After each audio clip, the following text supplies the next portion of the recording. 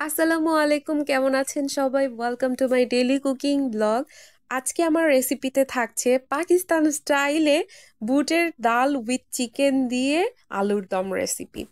তো এইখানে দেখুন, বুটের ডালগুলোকে আমি ভালোভাবে সিদ্ধ করে রেখেছি, সাথে কিন্তু একটু স্টকও রেখে দিয়েছি, একদম শুকিয়ে ফেলিনি।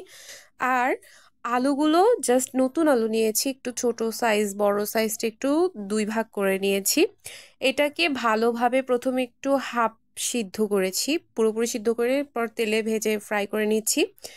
আর এখানে আছে আমার রসুন বাটা, আদা বাটা, জিরা বাটা, আর নিয়েছি একটু ধনিয়া গুঁড়ো, সাথে পেঁয়াজ কুচি, কাঁচামরিচ, রসুনটা জাস্ট কুটে নিয়েছি, বাট আমি আজকে রসুন কুচি দিয়ে করব না, পেস্টটা দিয়ে রান্না করব।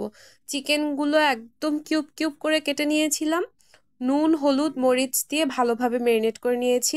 আলুটা কিন্তু ভাজা হয়ে গেছে, একটু ঘি দিয়ে আমি আলুটা ভেজে নিছি যাতে এক্সট্রা একটা ঘ্রাণ আসে। পাকিস্তানিরা তো, আপনারা যারা যারা ওদের রেসিপি ফলো করেন জানেন, ওরা কিন্তু প্রচুর ঘি, তারপরে হচ্ছে গিয়ে এরকম তড়কা জাতীয় খাবার খেতে অনেক ভালোবাসে।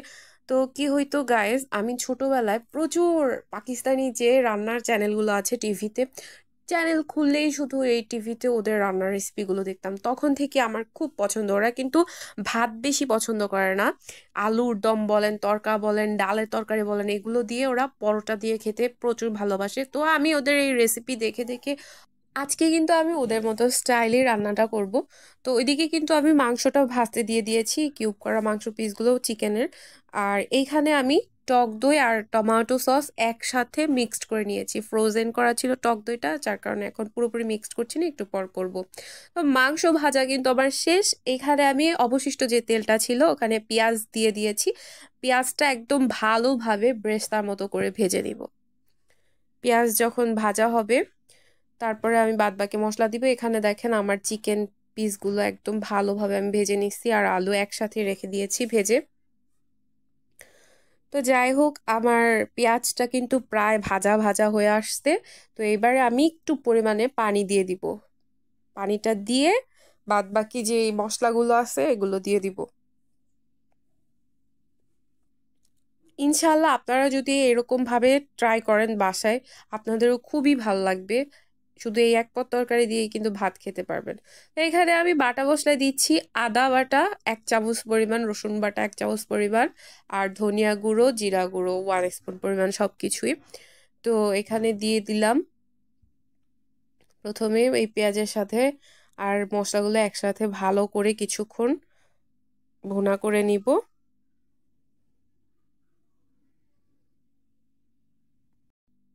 তো এরপরে এখানে দিয়ে দিলাম 1 স্পুন পরিমাণ মরিচের গুঁড়ো, 1 স্পুন পরিমাণ হলুদ গুঁড়ো, আর স্বাদ মতো লবণ, লাগলে আবার পরে দিব।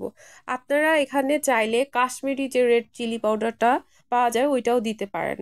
আমি, আমার বাসায় নাই, যার কারণে এটা তো এখন দেওয়া পসিবল না। আমি জাস্ট আমাদের দেশি যে মরিচের গুঁড়ো আছে ওইটা দিচ্ছি। পাকিস্তানিরা কিন্তু এটা রান্না করলে কাশ্মীরি রেড চিলি পাউডারটা দেয় কালারটা সুন্দর করার জন্য, আলুর দমে বা যে কোনো ঘুগনি এগুলো রান্না করলে ওরা এগুলো দেয়। তো যাই হোক, তো এবারে আবার সবকিছু দেওয়া শেষ, আমি ভেজে রাখা মাংসের এই টুকরোগুলো দিয়ে দিলাম, মশলার সাথে একসাথে কিছুক্ষণ কষিয়ে নিব। আপনারা কিন্তু চাইলে এটা পরোটা দিয়ে বলেন, রুটি দিয়ে বলেন, খেতে খুব মজা হয় একদম। তো ওইগুলো দিয়েও ট্রাই করতে পারেন, ভাত দিয়ে তো মজাই হয় স্পেশাল। তো এইবারে আমি যেই টক দই আর টমেটো সসের যে মিশ্রণটা করে রেখেছি এগুলো দিয়ে দিলাম,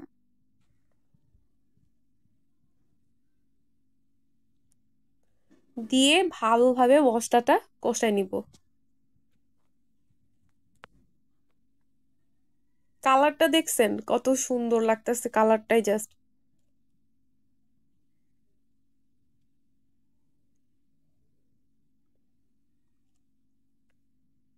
এভাবে।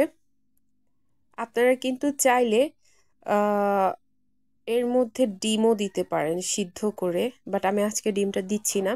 তো এবারে আমার মশলা কষানো শেষ, এখন আমি এই সিদ্ধ করে রাখা বুটের ডালগুলো স্টক সহ দিয়ে দিলাম। স্টকটা রাখছি কারণ ডাল একদম শুকায় ফেললে আর এটা থাকে না, এই স্টকে আলাদা একটা ফ্লেভার অ্যাড করে। আমি ওদেরকে দেখছি ওরা স্টক সহ দেয়, তো আমিও দিলাম।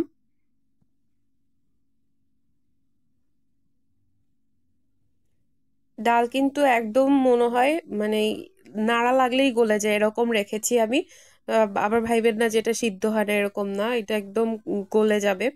তো এরপরে আমি ভালোভাবে এটাকে দিয়ে কষাই নিব কিছুক্ষণ। এরপরে পরিমাণ মতো একটু গরম পানি দিয়ে দিব ঝোল হিসেবে, খুব বেশি দিব না।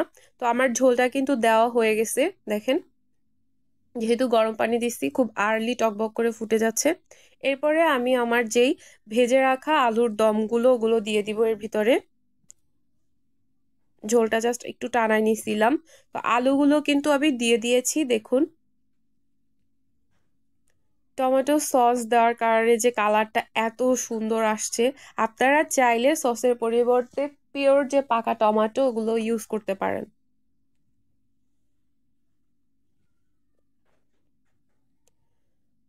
তো এগুলো হতে থাক, এখানে দিয়ে দিলাম একটু, ওরা মটরটা খুব প্রেফ করে, আমিও এখানে একটু মটরশুঁটি দিয়ে দিলাম, কাঁচা মটরশুঁটি দেখতে সুন্দর লাগবে। আর দিয়ে দিলাম 3টা কাঁচামরিচ। তার আগে বলে দিচ্ছি গাইস, আজকের আমার এই রান্নাটা যদি আপনাদের ভালো লেগে থাকে ভিডিওটা, তাহলে অবশ্যই লাইক কমেন্ট শেয়ার দিয়ে পাশে থাকবেন, আমার চ্যানেলটাকে সাবস্ক্রাইব করে দিবেন, পাশে থাকা বেল বাটনটিকে প্রেস করে দিবেন, এতে করে আমার রান্নার সব ধরনের ভিডিও নোটিফিকেশন আপনারা পেয়ে যাবেন। আস্তে আস্তে কিন্তু আমার এই যে ডালের ঝোলটা প্রায় টেনে আসছে, দেখুন। একটু মাখা মাখা করে উঠাবো। আর এখন তো শীতের বেলা একটু ঝোল মাখা মাখা করে উঠালে বেশ সুন্দর একটা ঠান্ডা পড়ে থাকে তরকারিটা। তো এই যে দেখুন, এই জাস্ট এটার কথা বলছি, উপর থেকে কিন্তু কত সুন্দর একটা মনে হয় কি পর্দার আবরণ। শীতকালের এই আলু রান্না বলেন ডাল রান্না বলেন, ঘন করে, এটার মজাটাই হচ্ছে এটা জাস্ট। তো আমার রান্না কিন্তু কমপ্লিট, দেখুন দেখতে কত সুন্দর লাগছে আর এত সুন্দর ঘ্রাণ বের হয়েছে। অনেকে বলছে কি কি ব্যাপার, মানে মুরগির মাংস রান্না করছি কিনা বা বিরিয়ানি রান্না করছি কিনা এরকম। তো আমি এবার একটা বাটিতে পরিবেশন করব, দেখুন।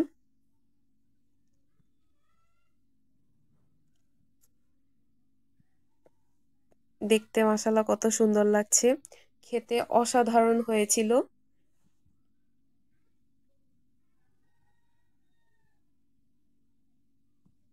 একদম ধোয়া ওঠা। আজকে ভাবছি যে বিকেল বেলার দিকে একটু পরোটা বানাবো, বেশ পরোটা দিয়ে এটা খেতে কিন্তু জবরদস্ত হবে। তো এই তো গাইস, আজকের মতো এখানেই শেষ করছি, আল্লাহ হাফেজ।